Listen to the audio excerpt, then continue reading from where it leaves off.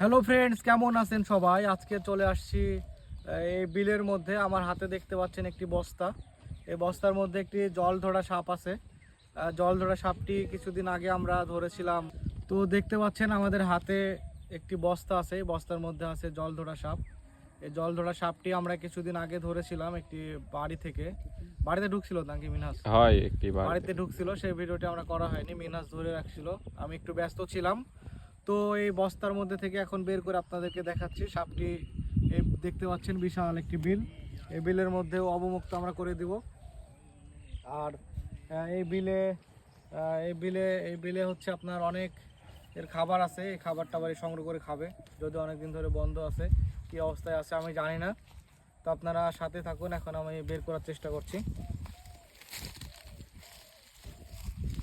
আর জল ধরা সাপ সম্পর্কে আপনাদেরকে একটু বলে, জল ধরা সাপের কিন্তু কোনো বিষ নাই, কোনো প্রকার কোনো বিষ নাই। আপনারা দেখলে অবশ্যই মারবেন না।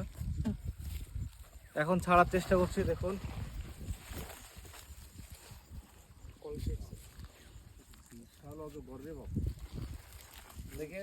দেখতে পাচ্ছেন আমরা জল ধরা সাপটি কিন্তু অবমুক্ত করে দিলাম। একেবারে চকচকে আছে এখনো।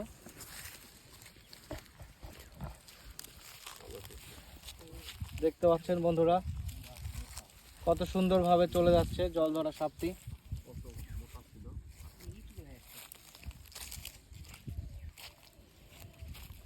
জল ধরা সাপ এটা হচ্ছে একেবারে নির্বিষ। একে কেউ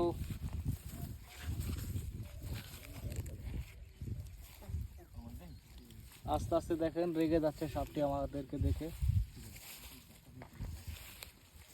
তো আস্তে আস্তে ওই চলে যাবে। মিনহাস দেখি পানি নেই, তো পানি খায় নাকি? আমরা একটু চেষ্টা করছি, দেখি পানি খাই কিনা। ও কিন্তু জানের ভয়ে দেখতে পাচ্ছেন।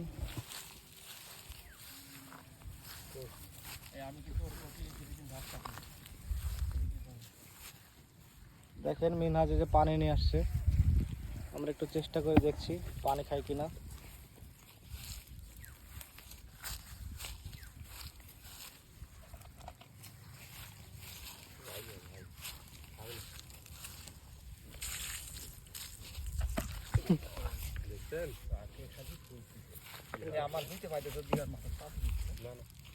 দেখি জুতাটা দেন তো। বন্ধুরা দেখতে পাচ্ছেন খুবই কিন্তু রেগে আসে।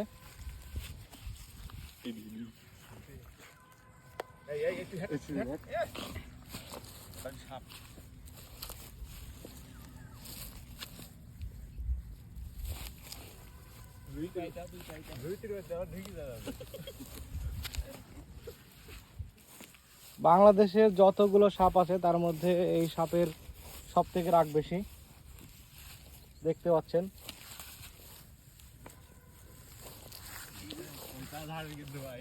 আমাকে কামড়ানোর জন্য দেখতে পাচ্ছেন কি করছে।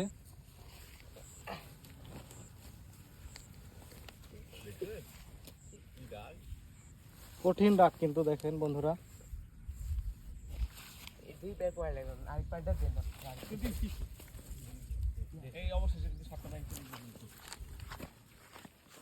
দেখতে পাচ্ছেন বন্ধুরা,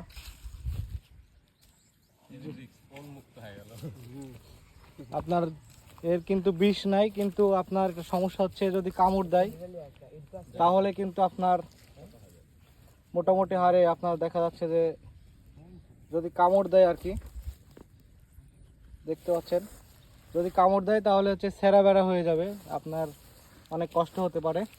তো যাই হোক, ভিডিওটা বেশি বড় করছি না, এখানে শেষ করলাম।